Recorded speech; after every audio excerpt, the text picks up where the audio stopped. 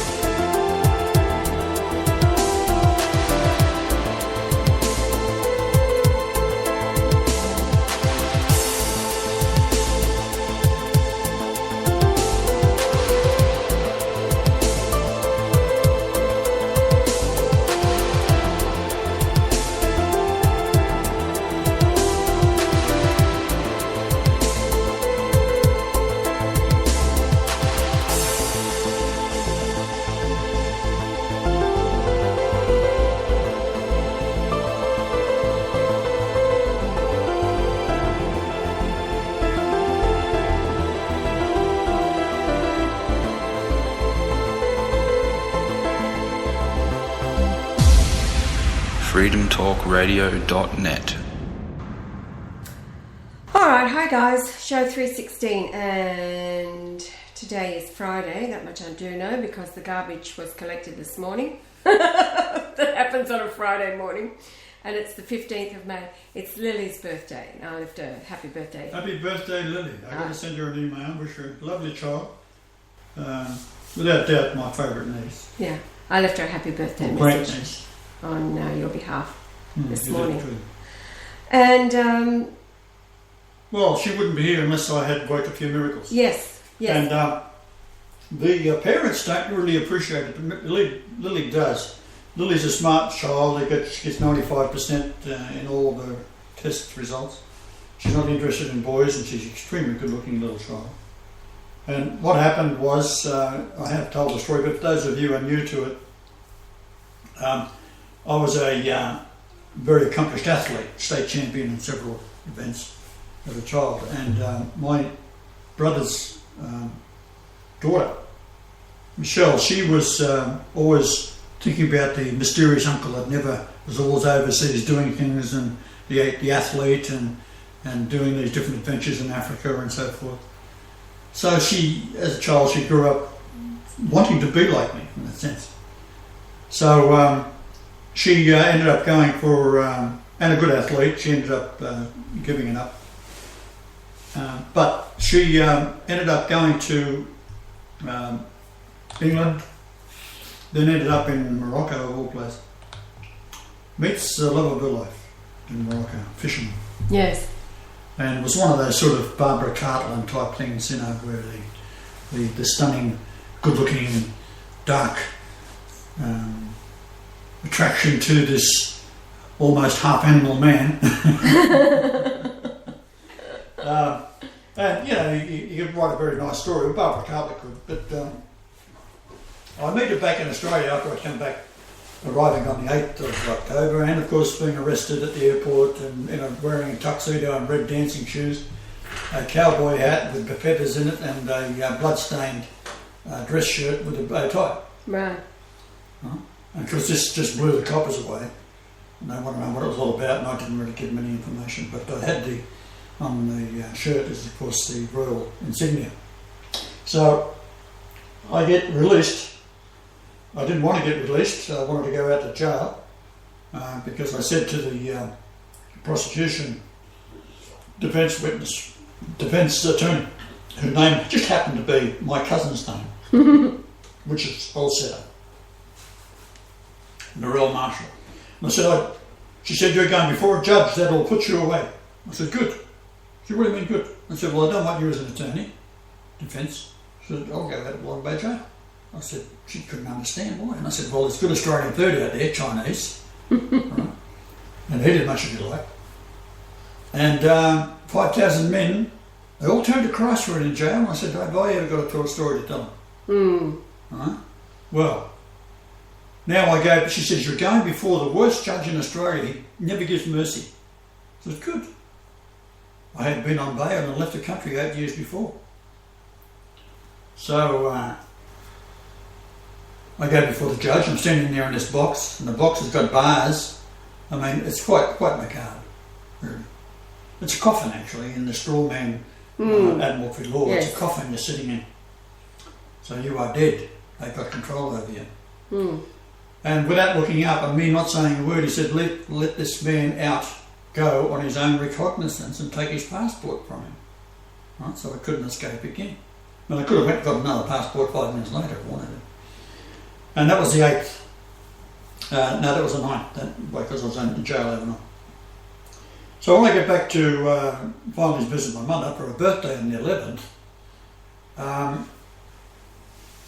the judge had said I had to stay there. At your mother's address? At my mother's address, 7 Trevone Street, which is a very important address, which I'll mention in a moment. Michelle, she has a friend working at O'Brien's Glass, which is just around the corner, owned by a Jew from South Africa. And she drops in to say hello because I'm there.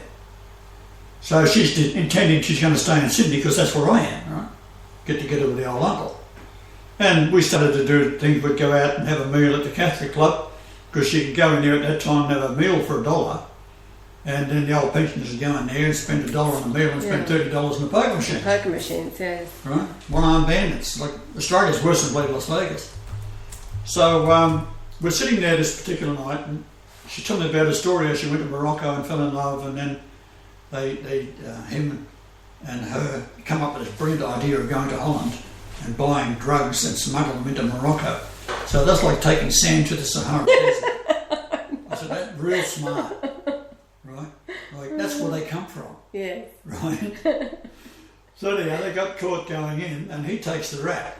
Yeah. And she has to leave. She then flies back to London, then flies from London to Australia, and then this is days later she meets me. And we're up at the Catholic Club having a dollar meal, telling me the story. So I said, well, do you love him? She says, yeah. I said, well, do you want to marry him? Yeah. She said, oh, well, I'll fix it for you. Like, here's the old uncle that everyone in the family thinks I'm insane, but here's the mysterious uncle's always saying he's Christ, never backing up. Right? Always, no matter what the opposition in the family, I just say the same thing.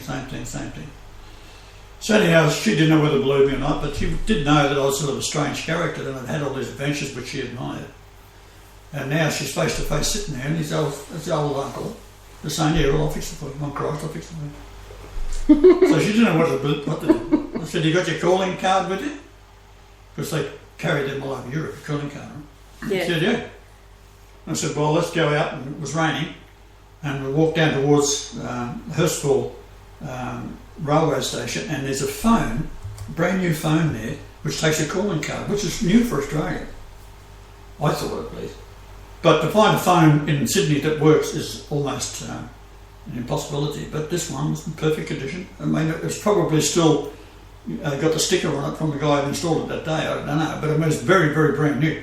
I said, well, stick it in and phone where you was with him last, right, in England. So she phoned, she said, oh, we stayed in a hotel or a boarding house owned by a Jewish woman, which didn't surprise me. So she rings up and the Jewish woman's on the phone. She said, oh, how you doing, Michelle? Where are you? Back in Australia, blah, blah, blah. Good, yeah. I missed you. We happened back and forth, so we're friends, right? And she said, well, I'm ringing up about Jaime. Have you seen him? And because I told her to ring it. And she said, no, I haven't. Oh, I was hoping somehow you might have seen him. Next thing, the door opens behind a woman and Jaime walks in. So, oh, there he is. So she gives the phone over to Jaime and he's talking to Michelle from London. And he says he's been followed, or he got released from jail, was allowed to fly back into England. They was convicted on a drug charge, which is an impossibility. And had a very strange story to tell that while he was locked up, he was taken up in a vision by Gabriel, the angel, and showed him the future, and that his niece was, his future wife was the niece of Christ, who was back on the earth. Yes. And he's a Muslim. Yes. So is Michelle listening to all this, right? So I said, well, there you go. It's all lined up. He's now confirmed it, blah, blah, blah. Shortly after that, she flies back over to Morocco, and then they're trying to get married. Well, a Christian marrying a Muslim is against Muhammad's, what their interpretation of Muhammad's law is, when in fact it was the other way around. Muhammad encouraged it. He said the Christians were his people, and in fact, in his original letter, he said that his people would defend the Christians, rebuild their churches, do everything that was pleasing to them, and if they ever went to war, the Muslims would fight for the Christians. That's what Muhammad said. Yes, that's right. It's available. It's not in the Quran, however. No. Because the Quran is written by the Jews. And Lovely people, and the Jews, just the same. And they killed him. There was a nearby where Muhammad lived was a town of Jewish domination, and they were the ones that killed him. They poisoned him. He had married a Christian woman, a lady named it was Marie. Maria. Yeah, she was a Coptic Christian. They had a child. He was done. Abraham. He was done in at the age of 1 year and 10 months. Yes, 22 months old. So they got him too. And then the descendants of Muhammad, who were trying to put together some scripture, if you like, of his life story, were all systematically beheaded or hung or yes, they were all beaten wiped to out. death. Yeah. 12 of them. I think they might have called them the caliphs at the time. I don't know. I'm not very up on it. But she ends up going back to Morocco. Finally, they get married after a long to-do. I think they might have been had to go to Spain to do it. I forget. But they end up married. So we come forward in time again, back to Michelle, so your niece. she then comes back to Australia. But by this time, she's pregnant. Pregnant, yes. And who should be born of that pregnancy was Lily. And I drummed that into Lily. I said, don't ever listen to your adults. There's a demonic mentality in the family. They're all against me. Yes, right? yes. I will always tell you the truth. No matter what it is, don't listen to adults. Think it out for yourself. And she does. That's why she's 95% in all of her tests. Right? And it's May, and today, the whole point of this show is now that it's Lily's birthday today. It's Lily's May birthday 15th. today. And she's 15, I think. Well, that year, what you were? She has to be. What's today? 2000. 2015. So when she was 2000. Was 1996 when you came back. That would have been. 15. She must have been born. Oh, so 15, 16 or 17. Dear mate, 2000. All it is. All I'm doing is. Or was she 1999? So she's got to be older than that. Got to be 16. Yeah. By the time all this went down, and you were maybe 17. I forget now. It doesn't matter. I mean, if you were living in Melbourne. I was living in Sydney. Pardon? I was living in Sydney.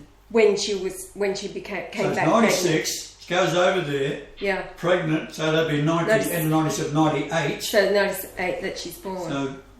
Yeah. Actually, take away. Well, she's 17. 1988. That's about right. This makes her 27 years old.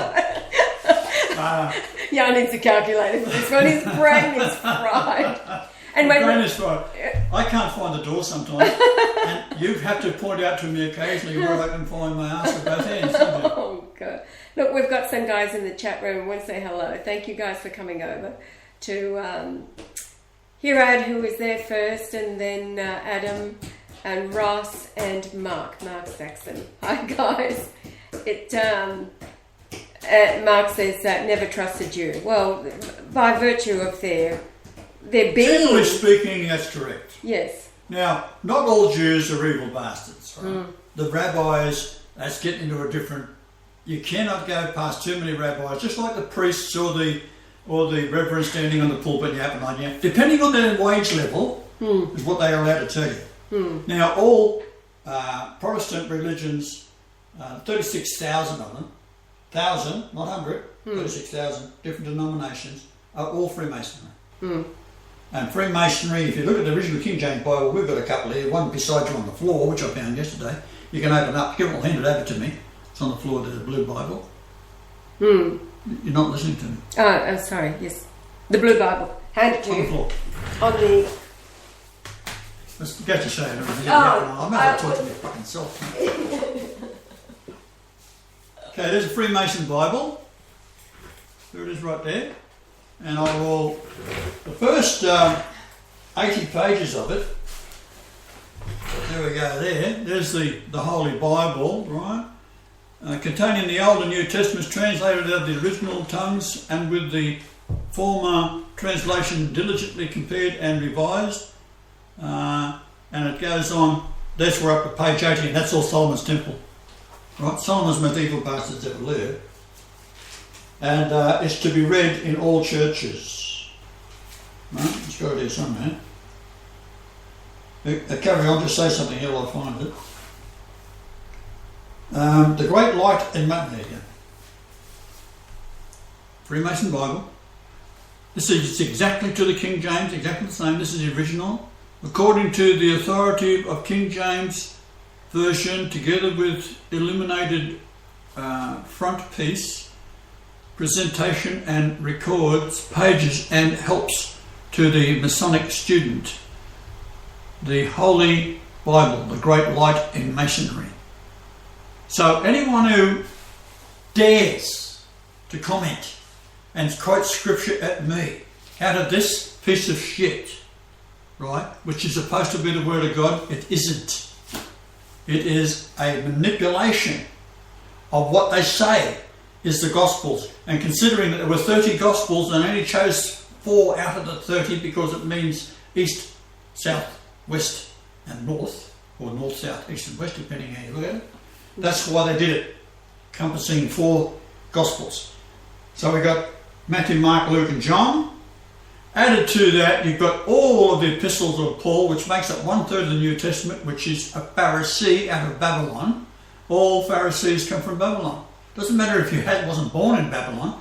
You are of the Sanhedrin, which is the Babylonian Talmud that is being preached, which is called the Mishnah, that I condemned as Jesus, and people say, ha ha ha, he's Jesus. No, I'm not. I'm God.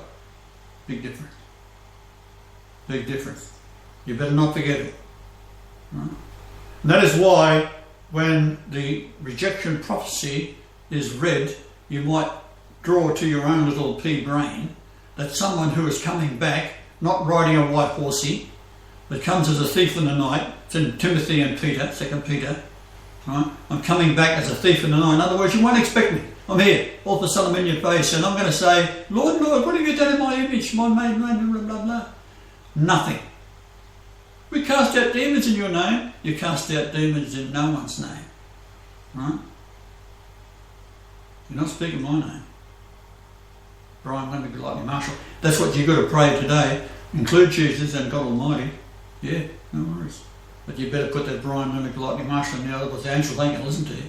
That means you have to believe in me, which is God Almighty. Alright, so I was asked to explain how I got in my little brain as a child that I was Jesus. I will read that to you in a moment because I just wrote it this morning to reply to some of our disciples, ladies as well, I should point out, because ladies seem to be more in tune to this sort of thing. They can appreciate the when I read it, you'll appreciate from a mother's point of view of your small child, how this small child. But my mother was one tough woman with no compassion at all. One of the things that rings out in my mind as she watched me being beaten by her husband, which was not my father, he thought that she had had sex with my uncle because I looked like my uncle, and also him. But the womb of a person, a woman, or an animal, that matter, will retain the memory of the first conception. So if the first conception is Negro, and you have a baby, a woman has a baby by a white man, then that baby could well have the Negro features. And you think, hello, what's going on here? Right? Now, that does happen. You can be totally white, you still have the Negro features. Even the frizzy hair. Right? That happens. So be very careful, ladies, who you're having sex with, alright? In other words, don't have sex at all until you get married. Simple as that. Actual fact, sex is the part of marriage which makes you married. go in unto her, right? You see that in the Gospels. It comes up with Joseph had not gone in unto her. Mary was a perpetual virgin. Right? Yes, it's... She didn't have sex at all. Right, Adam's come up with telegamy is the womb's memory. That's the name for it, telegamy. Yes. Yes, he wrote that the other day. Yes, he's got all kinds. Oh, look, I think he's exhausted. I wonder if he looked it up while he was skating on his skateboard. No. Well, he said it days ago. I meant to tell you, but telegamy is the memory of the womb. Telegmony. But he wrote a message this morning. He feels like he's back to square one because of his brain keeps him digging through and finding all of this information and one thing after another. Now, what is interesting is that... that's great. Store it away. Bring it to my attention. Well, he sent a bunch of links that we haven't looked at yet and to watch about discovery. What was he... He was going to upload something about the nails in Caiaphas' ossuary. Now, I did point out to him last night because some stuff from the BBC... Now, tell the story of years ago when they supposedly, who was it that found ossuaries of Jesus and Mary and all kinds of things back in Jerusalem? The whole sham. This was a complete scam. I just want to say this, Adam. I wrote you in a message this morning that back in the archives predating the BBC, the BBC is totally controlled. If they were not controlled by the enemy who controls all media, then they would be announcing the Christ because they have that. Everybody has been alerted, but they are totally controlled, and it is written as part of the protocols that all archaeological digs, everything will be controlled by the same creeps at the top, and that's so, aka Rothschild. They control all the archaeological digs. So anything that they find that might be remotely confirming Jesus' existence and his life as the real man that he was and crucified 33 AD, they control it all. So then years ago, you watch, and it's still out there, about the tombs, the ossuaries that they found in Jerusalem. Oh, now... Let's sort of go slide into it. Hi, Andrew. They have this development where apartments were built, and on it is a pipe sticking out the ground, and this was supposedly to let the souls out of the entombed. Right. It's in the original idea of a Jewish burial. You've got a little window up the top. So you slide the door closed and a little window just in case the soul has got to get out. Yeah. That's how they thought, right? They're idiots, right? So this particular documentary, they got about 5 people involved, and they're sitting down there, the discussion of how they're going to do it, and they got all these cameras and all that kind of stuff. And they were perplexed. They thought this was the area where the Talpiot tomb. The Talpiot tomb, that's right. Is going to be discovered. So they had no luck, and this thing's dragging on, right? But finally, there's this woman, blind as a bat, walks around the corner of this where they're all got the cameras and they're looking and talking about blah blah blah. And she says, blind, and she points to this piece of concrete. And she said, the Talpiot or the tomb is down in there. Right. Right? She's blind. Right. Right, and she points to it. There she is standing there blind as a bat with her eyes closed. And off she goes. So really? So then you could look at a close up of this lid that's about 2 metres by 1.5 metres. And a fence around. So it's like on a lawn part of the building's area. Oh, excuse me guys, sneeze, I was trying to warn. Sneeze coming up there, maybe more. Apologies now, going back, Talpiot tomb and the concrete. I'm just covered in little bits of saliva. No, you're not, I covered my mouth. There's the camera. Oh, it's on the camera. So, So as they run the camera over this, you've got this sort of old piece of concrete, and around it, it's about 3 inches thick, and around it is a angled piece of concrete that had been recently put on, and it was green, dark green concrete. Now, dark green concrete is a relatively new product, and if you want something to set very quickly and very hard, you use this particular brand of concrete. And you mix, say, a bucket of concrete up, put the water in, you've got about 3 minutes to use it. Otherwise it goes as hard as a block. Well, what they've done, they've mixed this concrete up, they've been in there, had a look, right, put the lid back on, it was all set up, then get the Jewish woman to come around, they cemented it all up with this green hard concrete probably the day before, and this woman will come around with her eyes closed and she points to it, it's in there, right? Oh, wonderful. So now they're into it with hammer and chisel, and they chip it all away, right, and little Kanga hammers and little electric Kanga hammers. So they open it up, then they slide it back, and you see the camera look down inside, and oh, lo and bloody hold, there's the front of this almost moon shape and a entrance to a tomb. They've done it. They found the tomb of Jesus, right? No worries. So as they're sliding it back, one guy starts to put his foot in to climb down this little ladder that's already there. And this is all part of the construction. It was in the plans, actually, when they developed the area. They can't disturb the tomb, they just build around it, right? So as he's climbing down, next thing the camera is looking up as they're sliding the lid back and climbing down. So wait a minute, this poor cameraman's been in there for 2,000 fucking years. So they slide it back, hip hip hooray, and they're climbing down, right, and they get the camera. So this is the first time in there and you've got the camera angle from looking up. The camera's looking straight up, right, like oh, it's just like a horror movie. And when they get in there, they've got the area where they used to place the body in the middle of the tomb that's been honed out of all the sandstone, and they'd leave it there for 12 months as the custom. Yes. And then after 12 months, they come back, they take the decomposed body that now has only the bones and the bits of cloth of what they've been buried in, the burial cloth. And then they put it into a little box, and the box is about half a metre by quarter of a metre wide and high. And that's called an ossuary. And into the walls of this family tomb, they've got half a dozen of these, right? And they've got the plan of it all drawn out. They're very, very quickly done. I don't know how they got so quickly that afternoon. They had it all done and ready for film. Anyhow, in it, it's got all the names of the persons inside it. Right. And they've got one that's marked for Jesus. They've got one for Mary Magdalene, they've got one for Mary the Mother, they've got one for Joseph, right? Yes. Etc., etc., etc. Brothers, Jude, someone else. All the family, there's about 8 of them. Bullshit. And then the inscription on the front of the ossuary looked at it being carved about 24 hours before.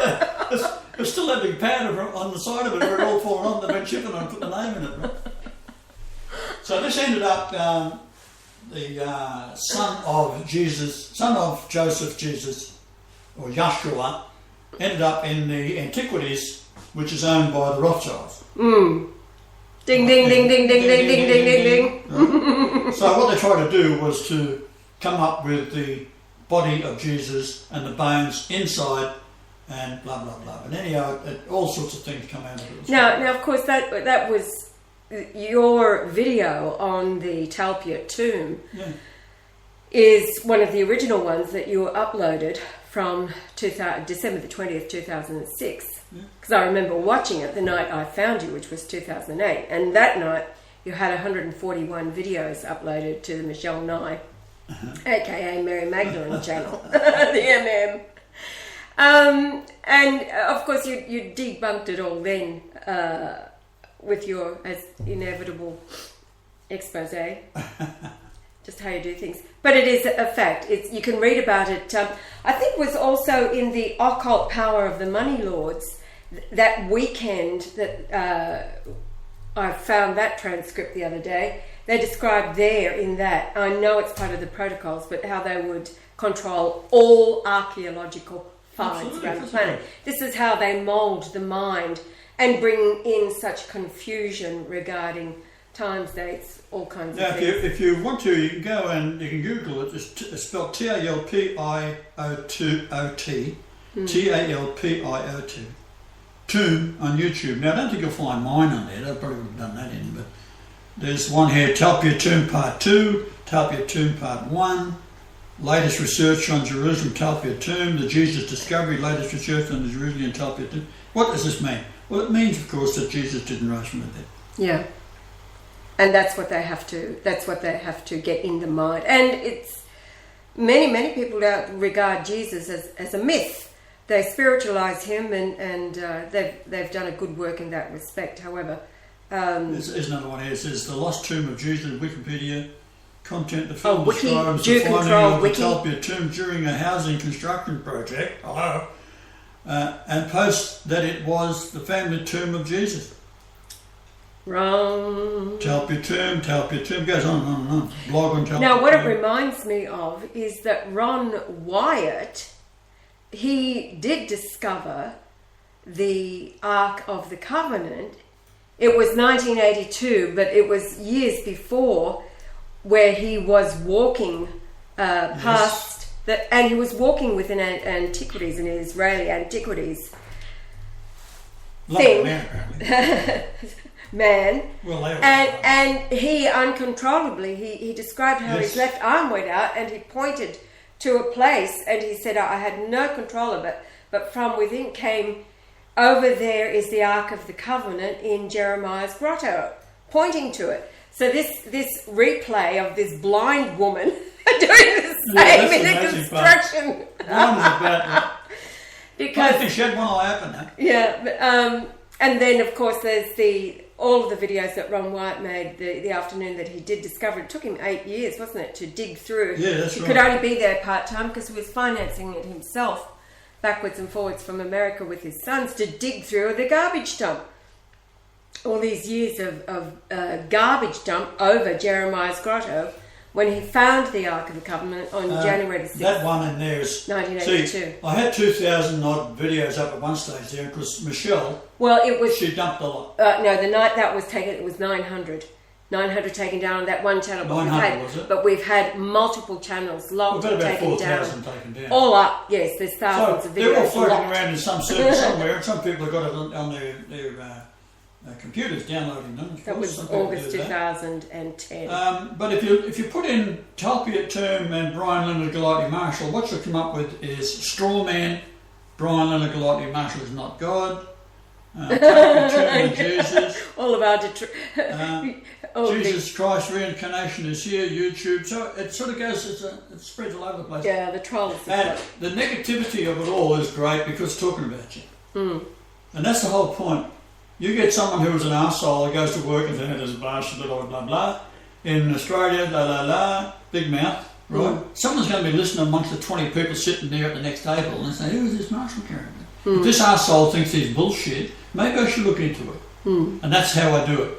So I've been doing this for a very, very long time, and the negative always works very, very well. They'll never say something nice about you, but they are talking about you. You've got Brian Leonard Marshall. I'll just go down the bottom here. Brian Leonard Marshall is not God. Welcome to the Revelation. Classic Association of Ireland. Resurrection. Brian Leonard. He's a footballer. Goes on to the next page. And then it goes on and on and on. Just put in my name with any subject. I've been talking about it later.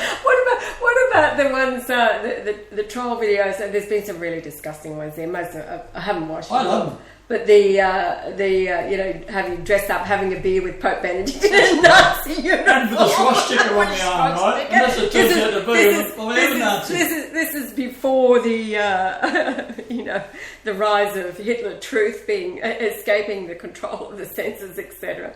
I'll give you another one. I just put in Bible, YouTube, and my name. What we got? Jesus, Brian Leonard Galati Marshall, Reincarnation, Part 1. Bible Code, YouTube, Brian Leonard Galati Marshall. Jesus Alive and Well in Australia, Brian Leonard Galati Marshall.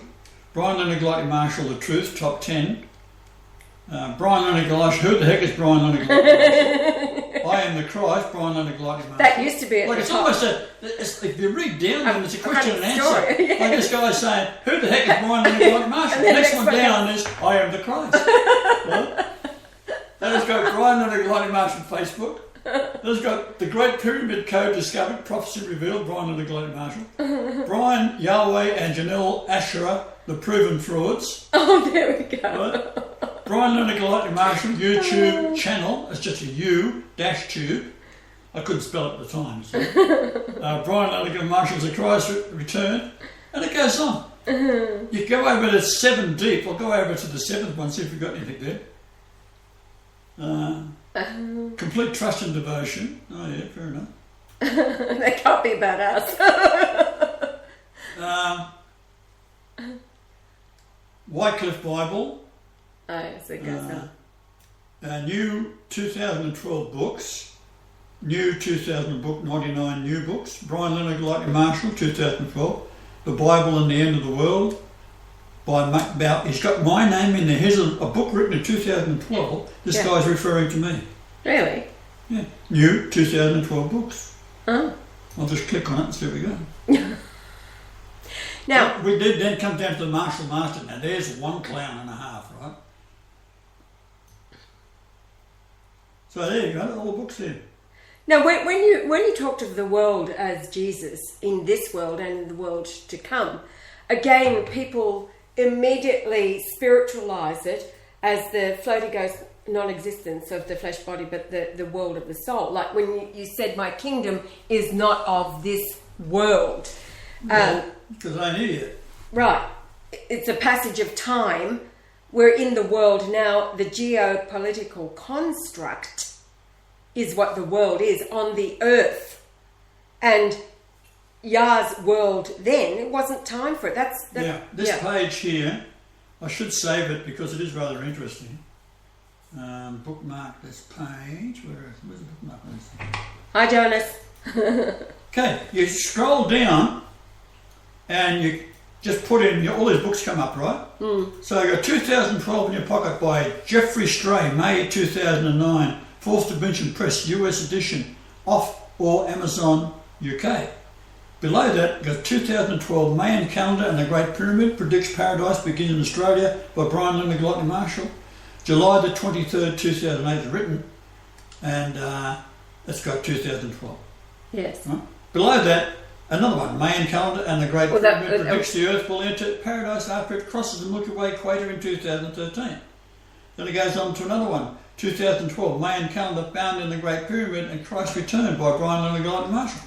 What I did, I wrote 15 books. Yes. And just changed the titles. Yes, it was all the same subject material with all the same duplicated pages upside down. As you know, Yah does not edit anything, and it's like he said. I've often said, if you want to see if it's me who's written it, type something that I've said with your feet. And it's going to have the same sort of errors. He says, then you'll know it's me, all the mistakes and all the unedited bits and pieces, you know. So when I come along and I have to edit everything. But these are available on Amazon. Yeah, on Amazon. Yes. Well, that was all part of the self-publishing deal thing, is that all these platforms would have them. That's what they call their bookstores, all of these online outlets. Well, some of my books in there, none of them are the same. One is $612. You're probably not going to sell too many of them, right? No, somebody put $600. So they control how much the book is going to sell. Well, it's just like going over to the Scrib site now. If you want to download anything, there's a price on it. Well, we don't put it there. Certainly, if anybody does pay it, we don't see the money. I don't know whether it's the same for other people. Do they get forwarded money from, you know? Well, anyway, I suppose you get forwarded money from it, but the point is, you do have to sell a book. No, I'm talking about over at the Scrib site where the same thing happens now. You've got to pay to download anything, which was not supposed to be the deal. That's why we went over to Dropbox. And let me read a little bit of this what I wrote in response to the request of how I knew who I was. All right, okay. Right? And I haven't got to the point of how I knew who it was, except by this part. So I started with part 1 as a small boy of 6.64 years, looked it up in Greek. August 31st, 1944, St. Bernard's Catholic Convent, during the lunch break. 2 older boys, perhaps 9 years of age, standing to my right, were talking. One said, Jesus was a Pharisee. The other said, no, he was a Sadducee. I instantly became enraged, ready to fight, both at the same time. I charged at them, screaming, Jesus was an Essene. The two turned towards me, stepped back, and my momentum carried me between them. The next moment, I am examining the rounded, rough sandstone steps, noting the wide gaps, sand-coloured mortar, perhaps. I was sitting on a third step. To my right, the wall jutted out 300 millimetres or so. To my left, behind me, a large arched door with black iron hinges. The timber was dark brown, rough cut with splinters. A voice called, Jesus, Jesus, come. I was tired. We had been walking from Egypt. Mary was 30 metres or so. A slight decline, grey, dusty road in the distance. Stone buildings of a small community. My habit was to run rather than walk. Running to her side, I stopped on her left. She, a tall woman, beautiful face, English appearance, slightly tanned, blue eyes. She wore a black garment with a hood, a blue veil tucked into the hood. Now, she says, now Jesus, I have something to tell you. We are Essenes, and if the Jews find out, they will kill us. As she spoke, I turned towards her to listen and saw Joseph, as he was with two much smaller men. They were dark-skinned, black-haired, bearded, wearing black clothes and robes. Joseph was huge. His arms were on the shoulders of one on either side of him. He was at least 300 to 400 millimetres taller, head uncovered, bushy, full grey beard, hair pulled back, wearing a grey garment to his feet. On the left side of the garment were two lines, red and black, between them 100 millimetres wide, a darker grey strip. Thinking back, I am now 71 years of age. I always remembered it as part of the weave, yet was straight. It occurred to me, as I write, it could have been a separate cloth. Right. Because it was straight. Yes. Didn't cover the body, I can see him now. I can do an oil painting of him. Part 2. I do not recall how the next part of the experience occurred. It was dark. We were in a small room. A window 90 centimetres by 50 centimetres with sticks, 2 uprights, 3 horizontal above my height. 2 brown rags moved in the breeze. Moonlight lit the room. Mary and Joseph were behind me to my right, both in the shadow near the door. So the scene opens. I'm looking at the window, at the breeze, and these brown sort of ugly curtains, like Hessian bags. And the light was coming in from the moon, but the bottom of the window was up above my head, so I couldn't sit down horizontally. I had to look slightly up. And what happened was, Mary said to me, they were dressed in black, both of them. We're going to see the high priest, don't follow. So as they walked out, the moonlight is shining. We would have done that with the astronomy program to see at that date how old I was, because I was 6.64 years old. Yes, and do you want to know what that means? Yeah, what? Does this sound like what happened as you were rushing the boys? Abruptly, peremptorily, sharply, sharpness, and then in Hebrew it's a place in Palestine. So, because that's what you described. Abruptly, you threw them out and I you can were back still feel there. the anger. Yes. I was instantly enraged. I had never heard the word Essene before. I never heard the word Pharisee or Sadducee, because in the churches in those days they didn't talk about it. Yeah. And in the schools, nuns never talked about it. The only thing I learned about in the of the nuns, it only took 2.5-3 years, was Daniel. Yes. So I spoke about the lion. And there is another book in the Catholic that talks about Daniel in more detail. Right? And the lion's den and all this kind of stuff. I remember the nuns telling me about them. Yes. And so you didn't learn anything about Jesus yourself? Yeah. Anyhow, that's how I sort of start off this reply. It's got to be corrected, of course, because I type very fast. And with your feet, not very good. I can use 2 typewriters at the same time. Both feet in 2 minutes. Very So that's basically the story, how these sudden strange things happened. And there is another point that had happened before that when I was 4.849 years old. And it's an approximate date because when I talked to my mother about it years and years later, she said, "Oh, that was Prince Charles's birthday." Yes. Well, Australia was 10 hours ahead, etc. It was probably the Monday, because it calculates out to be the Sunday. It was probably the Monday that it happens, that it makes it be the 15th, not the 14th.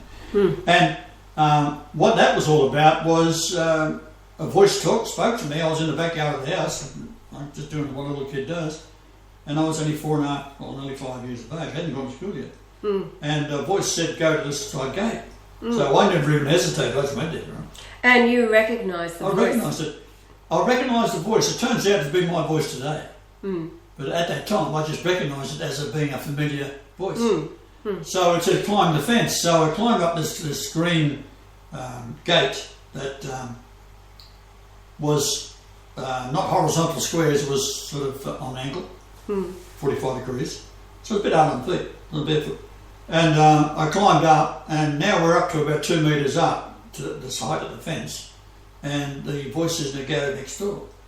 And I said, "No, my mother doesn't want me to. She'd be angry, blah, blah, blah." I was arguing the point. He said, "No, it's all right." He assured me to go ahead. Or the voice, I shouldn't say he, the voice assured me. So I started to get down the fence, because it's about a 2 metre drop, maybe a little more, because on one side was concrete driveway, and the other side was grass. So one was higher, the concrete side was higher than the grass side. So as I'm sliding down, these splinters started digging into my toes and feet and hands. And very, very painful. I was stuck on it. These long splinters, so we're talking ½ inch long. Right? They were right dug deep, because I slid. And the impaling of these splinters just held me there, right? And I couldn't get off the fence. Then I felt a hand under me, lift me off and put me on the ground. I thought it was a lady or the man next door had found me, I was horrified, because my mother would always be fighting with people. She'd have a grudge with anybody. Right? She was unreal. So I was forbidden never to go in next door. But anyway, now I'm in next door. The voice says to me, "Now go around," I got bleeding fingers and toes, "go around to the gauze door on the back of the veranda and open it." And I remember the screen itself, the door was solid, sort of semi-solid on the bottom, with a plywood or whatever, something like that. And the top part, the fly screen, was sort of torn, sort of flapping about. So I didn't want to go in. There's a veranda on the back of the house, didn't want to go in. So the voice encouraged me to go in. So I go in. To the right, now this house is mirror image of, so kitchen to kitchen, bedroom to bedroom, bathroom to bathroom, mirror images. The houses, that's the only difference between one house and the next, right? They changed the bloody layout to mirror the next. So in the kitchen serviette area, the kitchenette, there's a little step about that high, 4 inches high, say 100 mil. And so I step on that, and of course there's the window and the sink, and then the voice encouraged me to go through, and I'm walking through, and my eye level is slightly above the height of the table, and I can see the dishes, and there was a checker, and I'm not sure whether it was a plastic type of material or not. You know, they used to have the old tablecloths. I don't know whether there was, but it appeared to be smooth, and it was checkered green. And there was 2 dishes, some cutlery, and I think a box. I mean, you know, like something like a cornflakes or whatever. And I kept on, didn't have too much time to look at it. I kept on moved forward to the end of the room, and it was dark, old dark wooden cupboard, and it sort of did a bit of a dog leg, left, right, into the hallway to the bedrooms, and to the right goes into the bathroom. So get to the bathroom door, and I'm looking at all this bloody dark wood, mica, I think the colour was dark brown, and it was creepy. Huh? And a bit of light shining through the bathroom door ajar, slightly ajar, and the angel said, "Go in." So I said, "The lady might be in the nutty." Little boy talking, right? Nutty in Australia, little boy means nude, right? So he said, "No, it's all right, go in." So it kept on assuring me, and I don't know how quickly I moved, but I remember pushing the door slightly open, and I could peer in, and there's this woman laying on the floor. So as I go in, the angel says, "There's a little boy behind the door in the corner, asleep. Wake him up, take him outside, don't touch his mother. Step over the legs." The dress was down to about knee level, slightly lower, and her legs, quite a chubby little woman, and her legs were motley pink. So had her slippers on. Nice dress, I remember the dress, I could draw it. But she was laying on the floor and there wasn't much room. So I leave the little boy out and he doesn't know me from Adam, and so I take him outside. And then I've got to try and amuse him. So the angel wants me to go and tell my mother. And I'm thinking, well, the little boy is going to go back inside, go and amuse him. So I see his toys are in a little sandbox, and I rush over there, get the toys, try to make him sort of come to the sandbox. Didn't want to do that. So I close the door, and it's held by a latch that you've got a spring-loaded thing, and little rollers on it. So as I close the door, the angel says to me, go to your mother. So I go back to the fence, and this time I'm lifted to the top of the fence. Because now I'm used to it, so I go into my mother and she spots the blood on my fingers and toes. Stay here. She goes off to get a needle, right? So she comes back with a needle and I'm seeing this needle coming towards me, and then she starts digging, getting the bloody needles out of my fingers, right? The splinters out of my fingers. Well, the pain was unreal, so I just shot through out the back, right? And the angel then encouraged me, go back. So I climb over, up the wall, up the gate, and jump the 2 metres to the ground or more, which is nearly twice my height, and run around, and the kid's gone back inside. So I dash in, and no more of this slow, cautious move, I straight in, right? Open the door, and there he is. He's laying across his mother from the left side. He must have walked around and then laid on the left side of her. So I grabbed the clothes and yarded him up, took him outside. Well, he didn't want to go, he was crying in the first place, right? And here I'm yanking him away from his mother again. By this time she turned blue. So took the boy outside. So I thought, now I've got to jimmy the door somehow to stop him going back in. So with this old latch, the click back and forth, your little rubberised spring-loaded thing, I was able to jimmy it open and then force the door past it. Which I thought for a 4-year-old. For a 4-year-old, that's pretty smart. So back to the fence, up over, in I go, mother grabs me, now she's digging these bloody splinters out, and oh no, right, I'm forgetting the whole story now. Right, it was too much pain, right? I couldn't get away. So after that ordeal, she's then looking out through the window, mirror image of the house, kitchen to kitchen, and she's got a hand on his throat, but she had a wrinkly neck, and she always had a hand on her throat. Always did it. Like that. Anyhow, she then says to me, stay, and she's going out in front. Because all what I've been raving on about had started to sink in. Yeah. So she goes in the front. I stand on the veranda at the front, because she said not to follow us, so I did. And she goes in, and then she comes rushing out, and there's Mrs. Brazier is down the street next door to this lady's house. And on a piece of wire or whatever it was, clothesline out the front, off the fence, she's got this big small carpet laying there, and she's beaten it with a broom. But she had the telephone, right? The only one in the neighbourhood, or in the street, had a telephone. The public phone was across the road because it never worked. So she called out to Mrs. Brazier to call. She said, the young girl, I don't know her name, she said she's dead. Then she goes across the road to Mrs. Stiff. Now, how ironic is that? The mother's name is Stiff. Now, the poor lady, her son had also died in the same house some time before. So she's now being escorted by my mother. She's on my mother's side, by her mother's side, and I think she's on the left side of my mother as she's coming across the street. My mother was a taller woman, and she was comforting her. And you could see the look of just utter disbelief and distress on this lady's face. So next thing I see the ambulance, they go inside of course and confirm, and then the ambulance shows up, didn't take too long, and they go in, bring the body out. I see them placing it in the ambulance.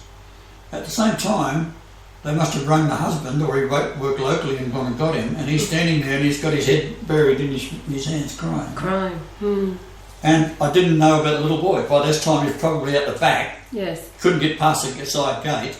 Right, that's probably why I had to go over the fence, because the gate had been locked to stop the kid getting out. But he was probably back, and they never mentioned the kid to me. Or did I see the child from that day onwards? So obviously they grabbed the baby, and he's only a 2-year-old, and it's just a toddler. And that ended that story. But the point is, it was some time later that I had an auntie that she wasn't my real auntie, but it was a very close family friend. Yes, you called her. Her name was Dot. I always referred to her as Auntie Dot. And she loved me and I loved her. She was a lovely person. She had a mongrel of a kid. Oh, a bastard of a child. Wally. Oh, what a bastard. He ended up in jail for murder. Anyhow, she died. And I'm out the back of the house, and I get this eerie feeling that someone's watching me, from behind. Yes. That funny feeling you get in the back. I start to turn around and I glance upwards, and there's this ghost floating across the sky about 3 metres up, 10 feet high or something. And I could see the back of her head. It was a blonde. I recognised her because I knew her hair. And as she drew closer, it stopped. So it was obviously coming, and I'm sensing it coming. And then the angel perhaps made me aware of it, and I turn around, and then she starts to sit up. She appears to be in a bed, but I can't see in her bed. But I can see her laying there. Her clothes weren't hanging down, right? It was obviously on the bed. Yes. Right? So as she's leaning forward, she looks about, she looked very full on. And then she spotted me to her left, down below. And she put her hands out towards me and twisted rather awkwardly towards me, and then she mouthed my name, but there's no sound I could hear. And she looked at me very, very intently. And then she sort of glanced up a little bit, and as if she's been told to lay back down. And she lays back down, closed her eyes, put her hands across the front of her like she was when she arrived. And then it moved past me to my right, turned to my left, southward, and I'm looking southward, and then it started to accelerate up as if it was going up a tunnel, and in a counter spiral it got smaller and smaller and smaller. And if you ever fired a BB gun and see how a BB will disappear in the distance, especially if you fire one at night, sometimes you can see it in the light sky. Sometimes you can see it. I've done that. And disappeared. Now I knew the angle later on because the old stink pipes on the toilets in those days were where I remember seeing it going up at an angle that's going at about the same height, a couple of metres to the left, if you like, of the stink pipe on the toilet, 3 or 4 metres more. And I estimate that's about 30 degrees. So it would appear to be, as we're in about 30 degrees at that time of south latitude, that it was about that, and she was going directly in line with the axis of the Earth on a counter spiral. Right. So I did a lot of work on that over the years, trying to figure it out. Now, what was actually happening. I'm thinking of the Revelation where it talks about the seed of the woman who obeys the commands of God. Well, this was you. Oh yeah. Yeah, this is. I didn't miss that. Yeah, this is the seed of the woman. You're the last child, the seed of the woman, not the man. The seed of the woman is the small child who is obeying immediately the commands of God. Do this, do that. His own voice as an adult. We had a discussion about this morning. You thought, well, why wasn't I told to go out the front gate and go in? It would have been a whole lot easier than climbing over the fence. First, you were injured, but secondly, you recount where you actually get stuck on the fence because you're impaled, and then you actually feel the hand lift you off. That's right. So it's a physical thing. It was a physical, yeah. So had you been given an easier task, these things wouldn't have... Well, you know, from a little boy's point of view, you've got and very clever child, don't worry about that. I thought all adults were idiots. I mean, the things they went upon. There is and I write here, well, I'll read this part 3 and then go on to part 4, and then we're out of time, I think. I am back in the playground of the school trying to grasp what had occurred. This was when I was 24 days old, it turned out to be, which is Jesus. Yeah. At a point of looking back at all those years ago. And then nuns never spoke to me about Jesus, who he was. How could I, as a small boy, know what a Pharisee or a Sadducee was? Certainly never the term Essene was spoken to me. Even to this day, most religious people have no idea Jesus was an Essene. It is only in modern time since the Dead Sea Scrolls were finally leaked by John Strugnall. He had headed up the Catholic held scrolls in East Jerusalem, which was Jordan's property at the time. And that's what the 7-Day War was all about, or 6-Day War was all about. He had leaked the faxes on purpose to the Huntington University in the United States, where the copy of the fragments were then let out to all the scholars of the world, because they was all pissed off, because this was going a long time that they've been held up by the Catholic Church. But of course the Jews also been enraged by it, because it then puts into perspective the truth of some of the Old Testament writings that they didn't want known, in particular Isaiah, Ezekiel and Daniel. Right? They had come up with the idea that Daniel was written 150 BC, to get away from Daniel being 586 BC, or that era. But the Dead Sea Scrolls have got a book of Daniel in it. Yes. They were there at least 300 years before. So on it goes. Also, another fellow by the name of John Allegro wrote a book, and he said a lot. He was also on the translation team. They ended up killing him, by the way. With John Strugnall, he was then ostracised as being he was the head of the team, apparently, and it appeared in the Israeli Times, and said that Judaism was a little dirty religion that should have been wiped out 2,000 years ago. A filthy little religion. Filthy little religion. Which it is. So he knew, these guys know, they're experts. So John Allegro was also attacked in like fashion. Pondering what had occurred, this is now in part 4, I was walking home from school. I stopped near the overhead rail bridge which ran past the school to the north. In fact, the kids used to wave at the engines as they go past, and they went past during the lunch break. So I looked up to heaven and I said, well, God, I know you're not here for some reason, but you must have left proof of yourself in creation. So, if you like, you can tell me and I will tell the world. And I was quite happy with that. And also at that time, which I haven't got in this part of the writing, that I thought, well, if the Pope hadn't have blessed all of the Christians going to war, you would have had World War II or World War I. Because they're all Catholic or near to it. And say, well, the Catholics aren't going to war, sorry. And the Pope should forbid any Catholic going to war. Yes. Thou shalt not kill. Doesn't it say that somewhere in the Bible? And yeah, that's what the story was. So what I wanted to point out in this, which when you do the correction, you can draw in some sort of order. I'm going down to it.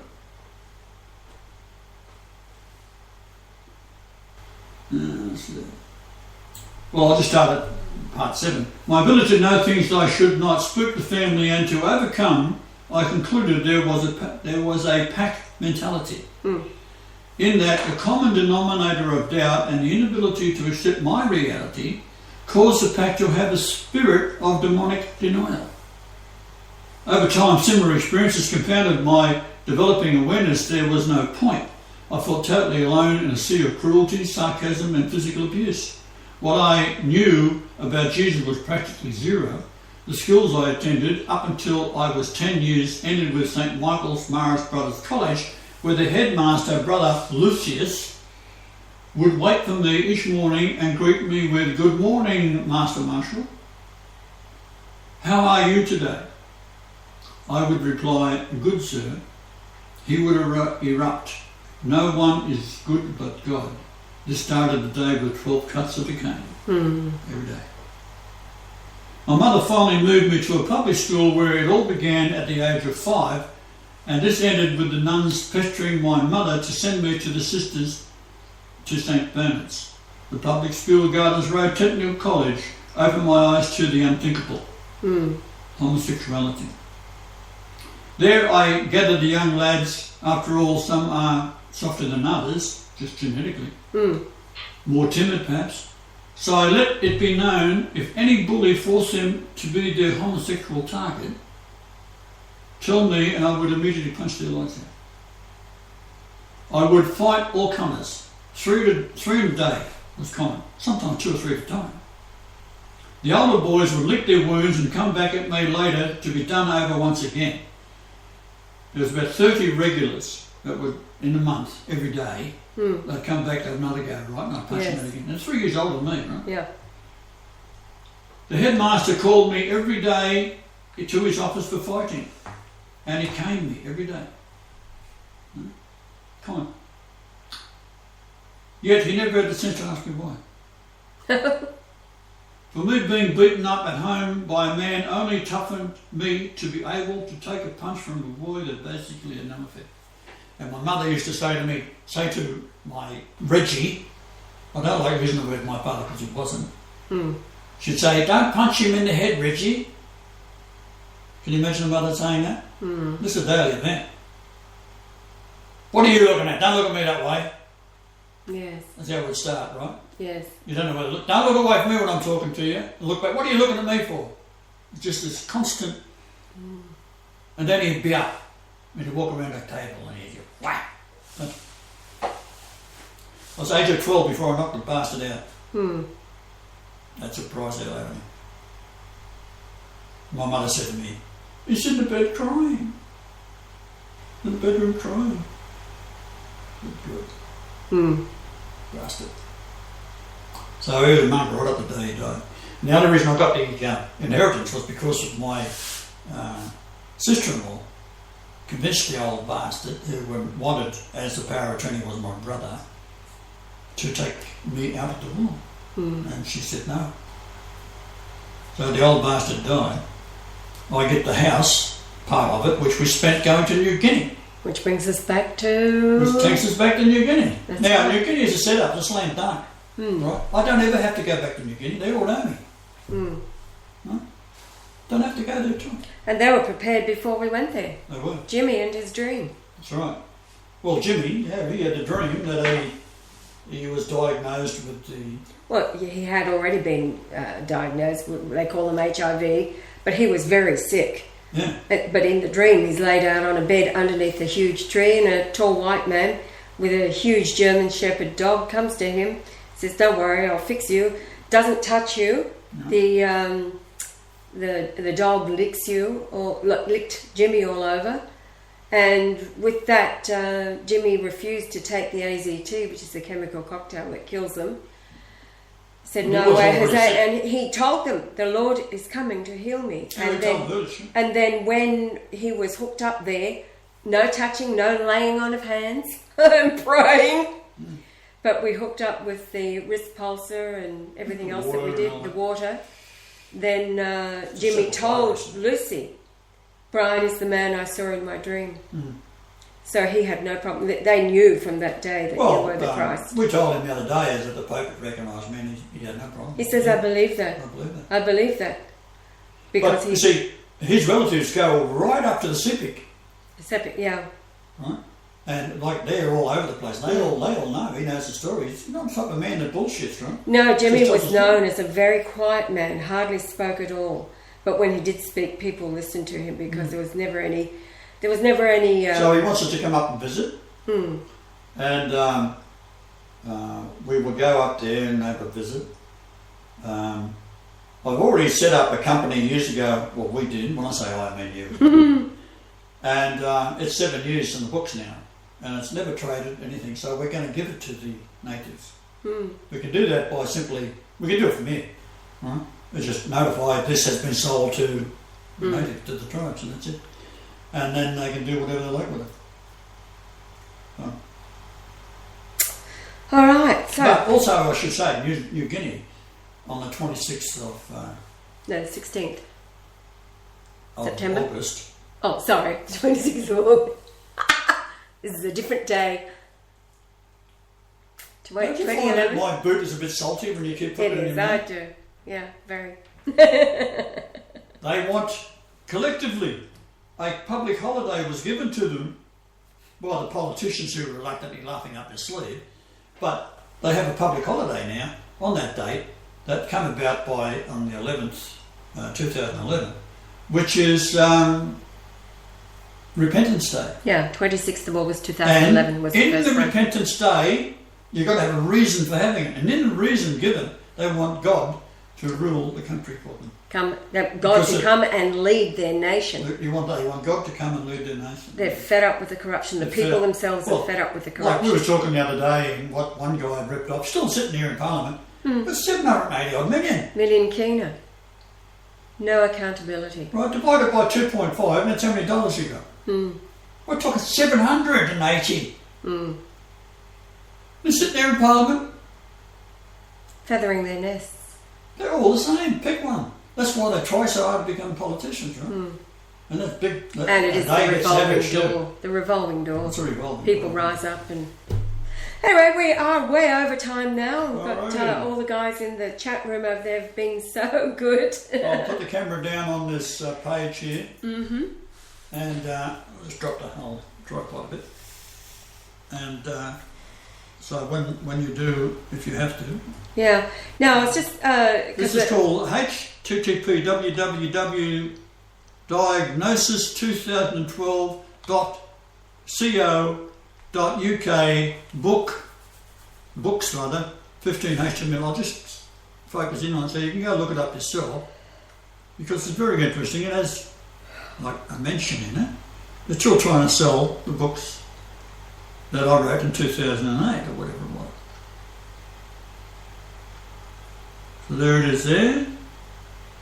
Diagnosis2012.co.uk/books15.html, and then we'll just zoom out a bit, and you can screen capture or do whatever you like. Move up and down, and I'll just show you my physog up here, one of them.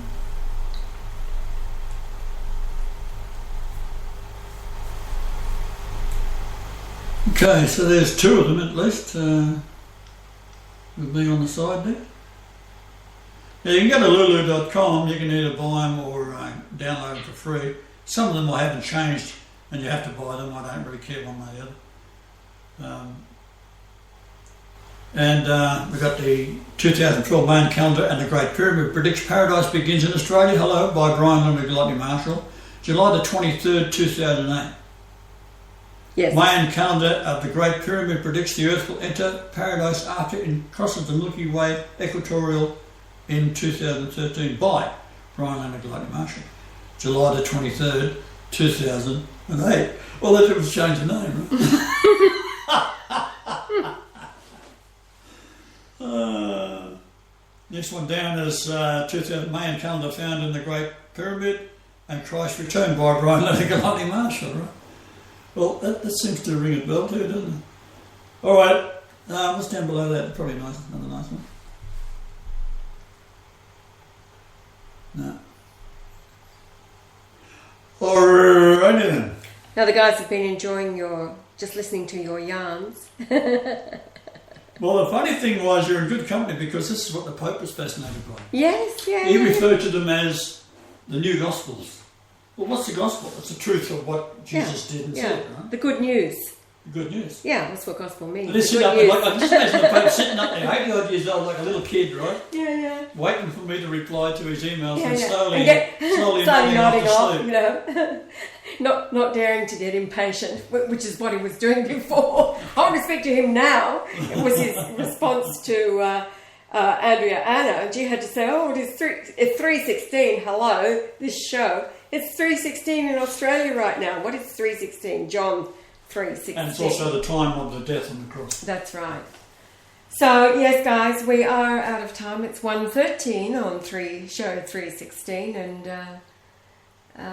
thank you for coming over to the chat room again, and we got things to do this Savo, so we better go.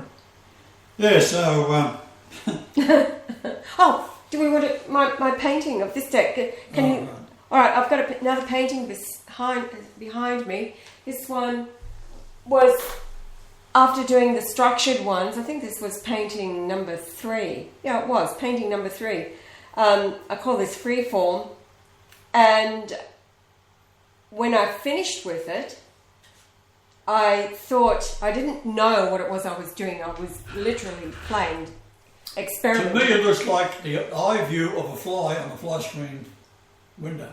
Oh, does it? Okay. Well, to me, at the time, I called it torch light, and it looked to me like the light of torches reflecting off the moat, the castle moat, and here was like the gate or the bridge coming down, like the no way out or no way in, but the torchlight was a reflection off the water of a castle Now, moat. did you put the far view in first and then go over it with the... Oh yeah, this is, yes, yeah. Like, So I never used to do that. I do it the other way around. yeah. No, I just experimented with... Well, that's the easy way. I'm saying the difficult way is to draw all your bars first and then do the scene behind it and make it look like it's been done first. That's the hard part.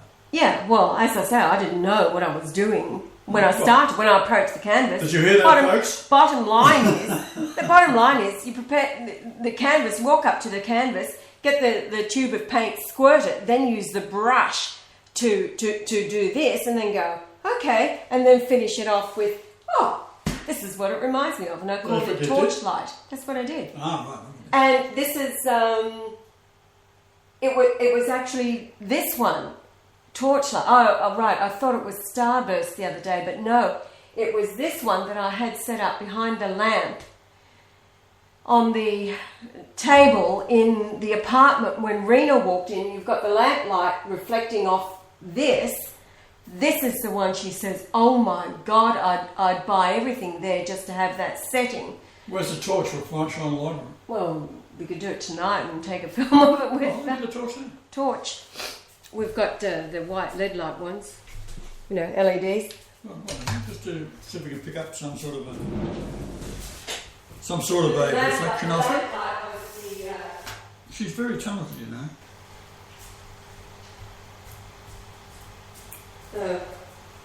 And this is not going to cooperate? It works, yeah. Just press it twice. Oh, there it is. Yeah. But the lamp was a golden glow. And, yeah. So anyway, that's, This is the same sister was going to bash your head in with a cricket. Oh, yeah, years before. No, it was after. This is 2005. That was 2007. Anyway, that's it for today.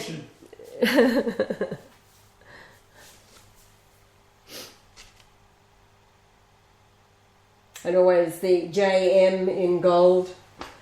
Is that? Yeah, right.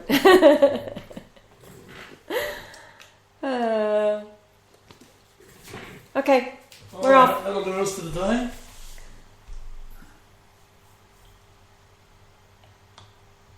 Oh, Too late, gone. okay.